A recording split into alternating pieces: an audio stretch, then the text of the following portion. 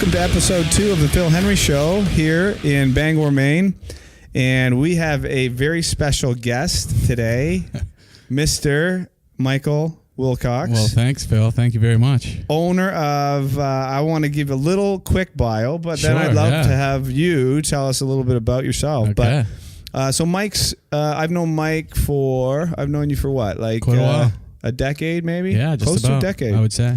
So I met Mike. He was a trainer at USA, right? And then shortly thereafter, Mike and his now wife, Paige, opened up Wilcox Wellness and Fitness here in Bangor. A very, very cool facility. Thank you. And we've done some triathlons together. We went to Utah together. Yes, an amazing trip. Yeah, that was a sweet trip. Gotta We got to do that again. Agreed. It was awesome.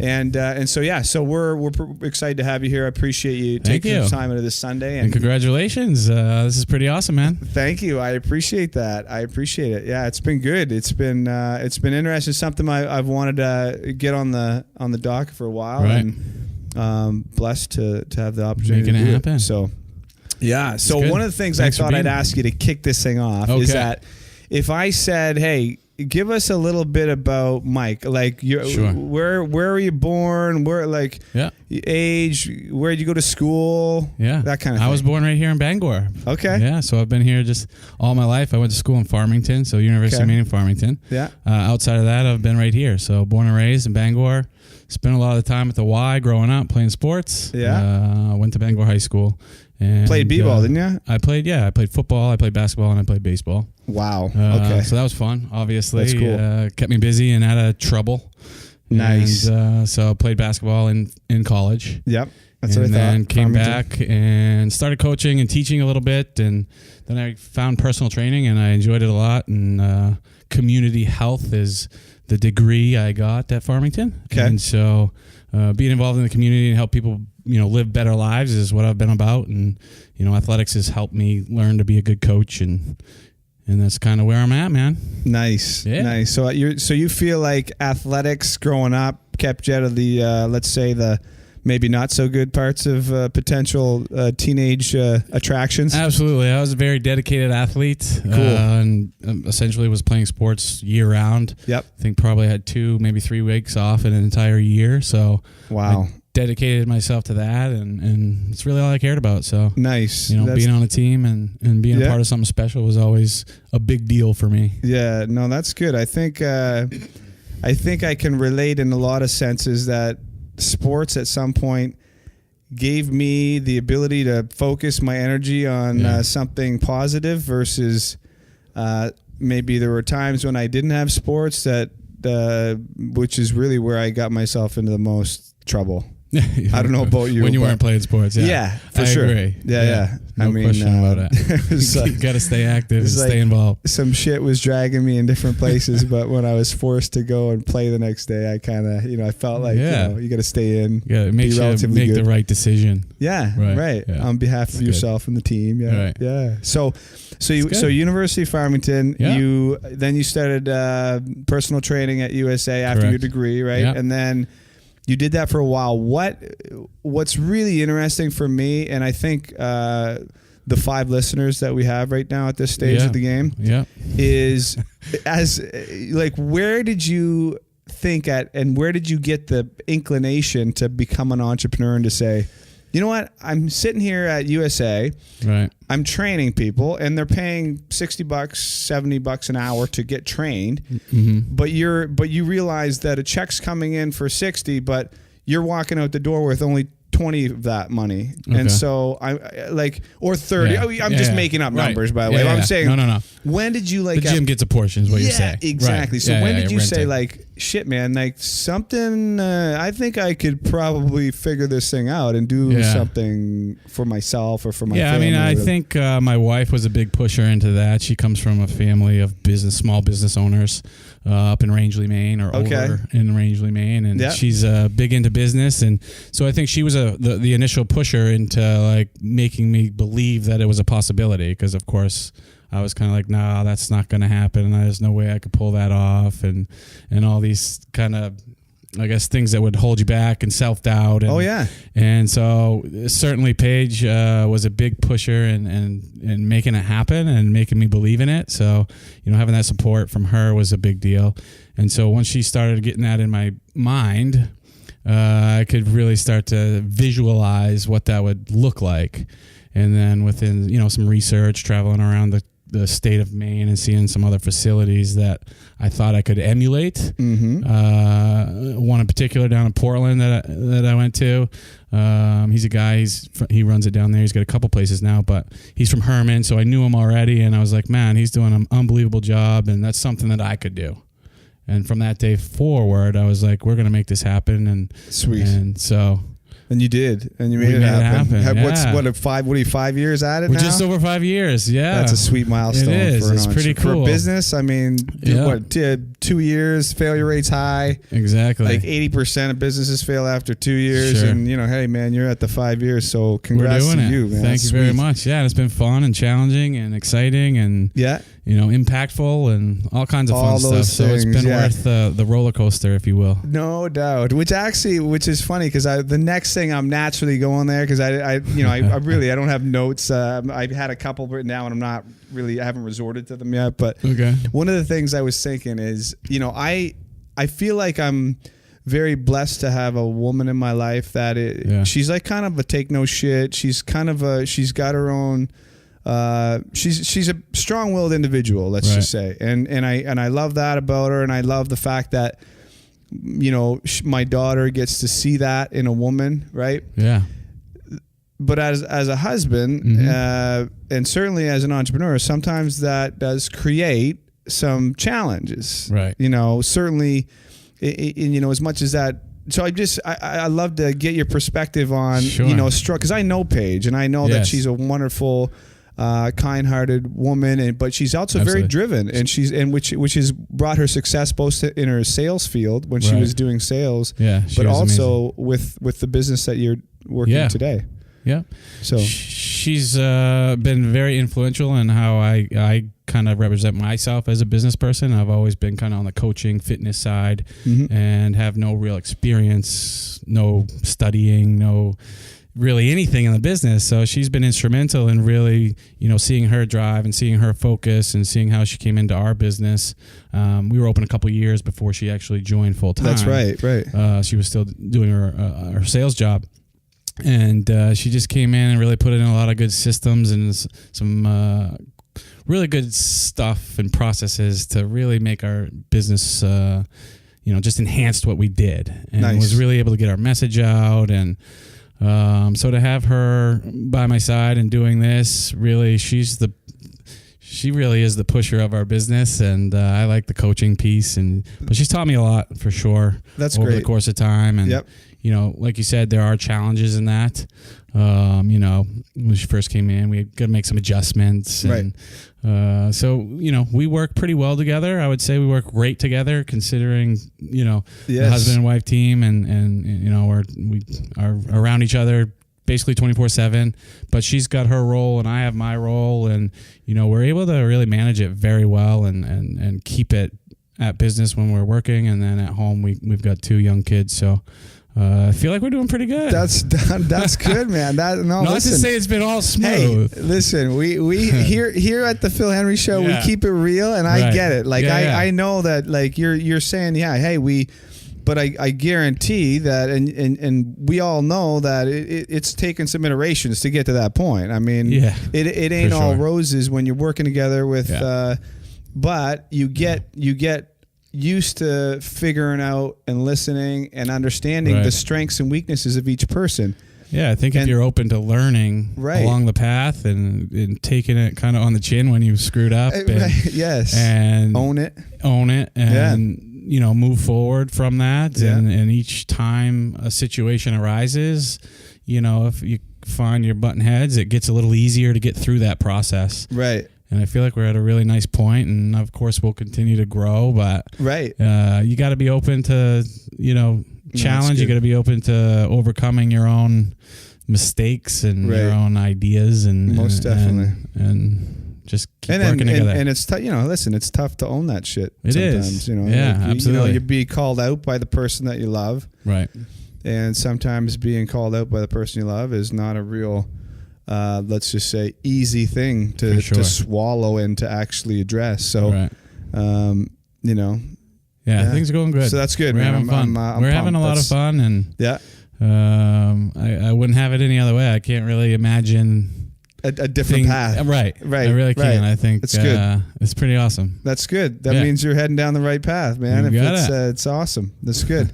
So one of the things I want to talk to you about as well is that, you and I have talked when I initially, over the years we've spoken a little bit about, getting together as a small man's group, and we pulled something together last year, the year before. I think it was last year. It was really like an attempt at pulling together a few select individuals into like a men's mastermind where we would support each other, keep each other accountable to get into another level. And I mean, like I think we originally had tagged a couple pillars there, and we worked on saying, okay, what about health, wealth, love, happiness? So the happiness side, we all, you want to be able to get up in the morning and be driven and have fuel in the tank, you know what I mean? Instead of getting up and, just with kind of an unknown direction and vision for your life. And then, you and I are, as a former athlete and as a current gym owner, I mean, the physical part is very close to your natural daily. It's kind of like it's something in your head daily. Right. And then, so when we did that, we got a few meetings together, and I felt like it was going okay. Yeah. But then I came across, interestingly enough, I had come across, I think part of it is seek and ye shall find. And I was in a position where I was ready for this wake up warrior movement where I found it. I went, the pillars are a little bit different in that it's body, being, balance, and business. Right. Body being the physical, balance is, the deep connections with your wife and your children and your family members in your immediate circle. And then, your being, what is your purpose? We all, it's a tough one, I think, for a lot of people. Right. And we're all, whether you were raised a Catholic or Protestant or Jew, those are things that I think we all kind of seek answers for. And maybe we don't have them, but we sometimes, so that, and then obviously business, making the money, bringing home the bacon. So tell me a little bit. I know you're one of the few people that locally here in Bangor, I actually could speak to about this because you've read the book. Yeah, I just got done a few weeks ago, and it was a pretty incredible process of going through that. Nice. So what, if you could kind of give me a little bit of your some of your thoughts on not only the philosophy that Garrett brings to the table around having the ability to have it all in this lifetime, having it all in body, being, balance, business. When we have role models as men, typically growing up, that are what he would term it as 1 or 2 dimensional douchebags, meaning. Right. I don't think it's because they didn't have the tools necessarily to become 4-dimensional, well-rounded men. It's hard to do. It is. If it were easy, right, there'd be a lot more of them. You wouldn't have a 500-page book to explain it all to us. That's right.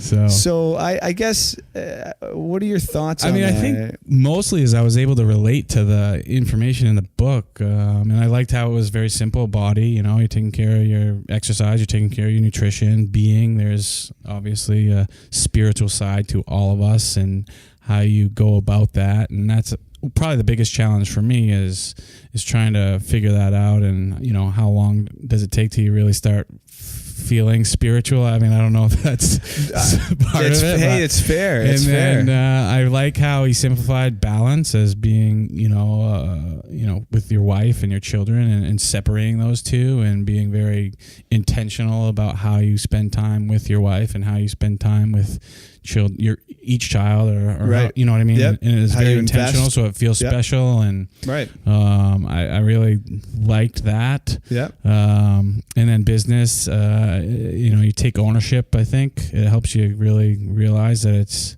even though you know it's on you, I think reading it in those terms that he put it in, it's all on, it's whether you're going high or you're going, staying low or in between, it's all on what you put into it and how you figure it out and what you commit to. And right. And then some of the stuff, some of the processes he has you go through, I thought were pretty cool, and trying to find your triggers and what kind of makes you go into this type of behavior and how you can, you can, realize it and notice it and make a shift real fast, right, and change the way your whole day, your whole week, your whole month, or even beyond. Most definitely. So it felt relatable to me. I don't know if it's where I am in my business and with my family. It just kind of really, it was a pretty smooth read. It resonated with you. Yeah. Right. Yeah. No, I think same. I feel like the same. I mean, I could tell that you not only read the book, but you were interested in reading the book. Yeah, it wasn't necessarily back through it and taking notes versus kind of taking notes the first time. I'm going back through it and trying to let it kind of sink in a little deeper. Right. And I think at some point I'd like to dive into more detail around some of the tools, because I think one of the revelations I've had so many revelations since I started doing the work. Yeah. And that is that, when you realize that you will continue the same patterns that you've always historically done, because you know what you know. That's it. You know what you know. You've gotten to where you've gotten to the level you've gotten today because that's what you know and that's what you're capable of doing. Right. And it's like you can't solve problems that you've created that you're in currently without outside tools, or they'd be solved right now. Right. All right. So I just it'd be interesting to go through like the whole idea of doing a stack exercise. And when I say that, the stack exercise around, whether you were triggered today by an event that happened in your business or an event that happened at home with your wife, and then you basically deconstruct the scenario with a very rigid process, and then you can rewrite the stories. Right. And you rewrite the stories so that they are getting you further ahead. Beyond where you are today. Exactly. And when you create the new stories in your head, because the reality is, one of the things, and I'd love to hear your thoughts on this, but one of the things that really did it for me was when you have feelings and emotions, right?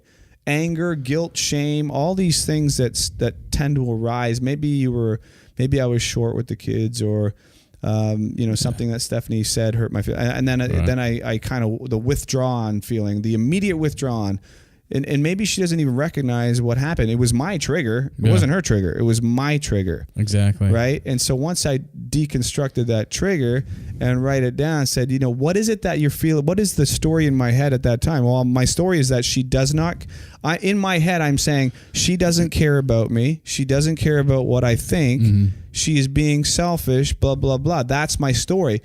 Well, what kind of actions are you taking when you believe that that's true? What kind of actions? Well, I'm trying to avoid her. I want to go out and I want to fucking smash the punching bag, and I want to kick people, relieve some stress, smash headlights. I want to and then you deconstruct the story and say, okay, what if you turn that around? What would be the opposite version of this? Okay, well, the opposite is that Stephanie does care about my feelings, and that she does. Which is more true because she's married to me and we had kids together, so she does care about my feelings. Right. And what would you do? Well, you'd be more loving and you'd be more accepting, and you'd and that's really been huge for me. And I just wanted to. I agree. I think when you step back from some of the behaviors you have and think about why are you acting like that, most of the time you can look at it and be like, well, that was kind of silly. Or really stupid, or unnecessary. I mean, like when you step back and actually look at, well, all right, I got pissed off about something, and that doesn't have to just be your wife or your kids. It can be at work and business. Like, is that really how I had to handle that? Or, and then, when you step back and look at it, take that to the next situation. Right. And it's been very helpful for me in all facets, really, with every relationship or every interaction. I'm always kind of thinking like, and trying to notice how I respond or how I talked. I reflect back pretty instantly on conversations I have with clients or, other business people that I talk to. Right.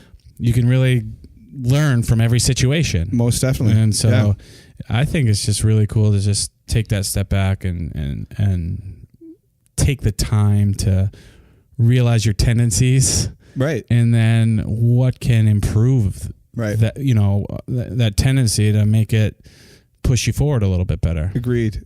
Yeah. And it's not an easy process. It doesn't not work perfect all. every time. Not at all. No. And a lot of the times when I look at my behavior, I can say, hey man, you could have done a lot better job. Right. And then quite frankly, when you do those deconstruction stories, you can, when you rewrite them, to your point, the next interaction you have or whatever, you become more aware of you as a person. So much more aware. It's really kind of incredible or intense. I don't know it is what the word is, but it's like you come a lot more aware of how you react to even the slightest thing. And that's growth, I feel. It is. I feel that is growth. Yeah. I mean, at least I'm hoping it is. I hope it is. Because I'll tell you what, man, it's the dream. I'm hoping I'm growing. Fuck, what else? I mean...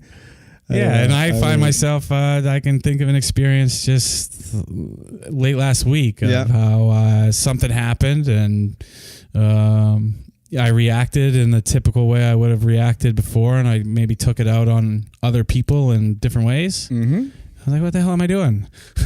And you caught yourself. And I caught myself way faster. I wouldn't even thought about it before. Right. Honestly, I wouldn't have said, that's just how I think about it. Right. And I caught it. And honestly, I apologized to the person within 10 minutes. Nice. Which was kind of interesting to me. And, whether that person knew it or not, but the fact is you recognized the drift occurring. You got triggered. You drifted. You started to drift. You caught yourself. Yeah. You realized that it was a false story that you were telling yourself, and you came out, and I love that. I think it's fantastic. Yeah. It's the little things. Yeah. Well, listen, today it was funny. I was this morning. It was like I listened to this other podcast thing, but he was just saying like little by little, meaning like there's no big feats done that you see big progresses where it's these huge step changes. Yeah. It's Zach and I talked about this last, but it's little tiny bites. Like, you do this podcast, like this one might be a little bit better than the last one. Who knows? Mm-hmm. Maybe the next one will be a little bit better. And then, a year from now, hopefully it'll be a little bit better. But, and the same goes for your fitness. The same goes for your relationship, marriage. Like, I'm going to be honest with you. I was a pretty shitty husband for the first like 8 to 10 years of my marriage. Mm-hmm. And literally, selfish. I'm worrying about myself, very, very cautious to spend, not really worrying about all the different sacrifices that my wife was making at the time. Right. And so, but I learn and you gotta be open to learning and getting better. Yeah. And, I think the best way to do that is to take a real hard look at where you are today. Yeah. In each of those categories and say, okay, listen, I feel pretty good on the body side, but man, to your point, my spirituality, and I think I'm in the same boat as you in that, and I think we talked about it. Like physically, I feel like, hey, how old are you right now, Mike? You're 39. I am 39. Right. Ooh, young, spring chicken. I agree. I don't know what we're going to do. I'm not sure what we're going to do for your 4-0, but it's going to be good. Well, we're going to make it. We're going to make we'll it see. Good. Yeah. Not one to celebrate too much. Hey, you better. That's just you slow down after that. Yeah. Trust me. But body. You got the body, the being part, balance. Balance. Yeah. I feel like you've done a lot of work, and I've done a lot of work in that family environment. Mm-hmm. And I will say I have a long way to go. Like I'm not here saying like that. Right. That is a daily rosy atmosphere, because I think if you're challenging each other, I was going to say you're always challenging each other, and there is going to be loving collision. I call them loving collisions. Nice. I like that, because that's really what they are. They're loving collisions, and And it can still be rosy, but it's not always going to be perfect. Right. Like agreed. You got to agree to that. And I think also I want to kind of make a point, like, you know, with these pillars, you know, body, being, balance, and business, you're not always going to be perfect across the board 1 year to the next. Things change. Most definitely. You know, and for me right now, it's all about a lot about family and, you know, do the other things, maybe, I don't want to say suffer, but the other things things get moved around. I mean, I'm certainly not as fit as when we did the Utah trip, so my body's not what it was 4 years ago, but I'm okay with that because I got my balance and with my wife and my kids is going pretty strong. Is at a new level. Right. Yeah. And I think, you know, in the next couple of years, that's going to swing a little bit, but I hope to keep the balance up there, and you know, so we're always trying to, I think, figure it out. Stack. And I think that's a good point. I think I'd like to maybe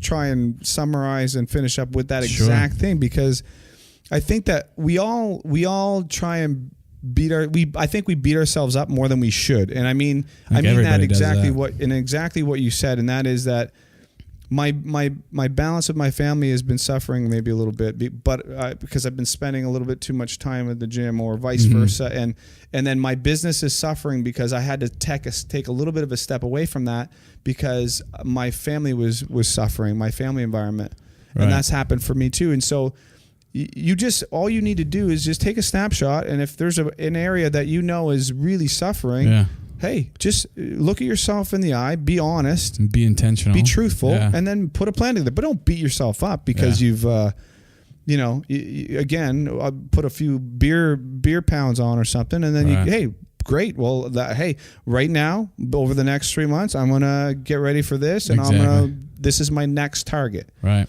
And you set targets and you keep setting them. But I think, I think it's we have to be more forgiving with ourselves. I agree. I think everybody can take that advice pretty good. I mean, everybody's hard on themselves. And it's true. You know, when I'm in the fitness world and people beat themselves up for the littlest things, I can't do that, I couldn't do that, I failed on that last rep, or whatever it may be. Right. But like at the end of the day, you know, if you're trying and you're focused and you're working towards something, there's going to be failure, and we just all got to accept that we don't have to be perfect, and just keep working and develop the habits. Yep. It's the habits. It's the habits, It's developing those that are way more important than that instantaneous result. Yeah, absolutely. You know, it's great. You go on a 30-day binge diet.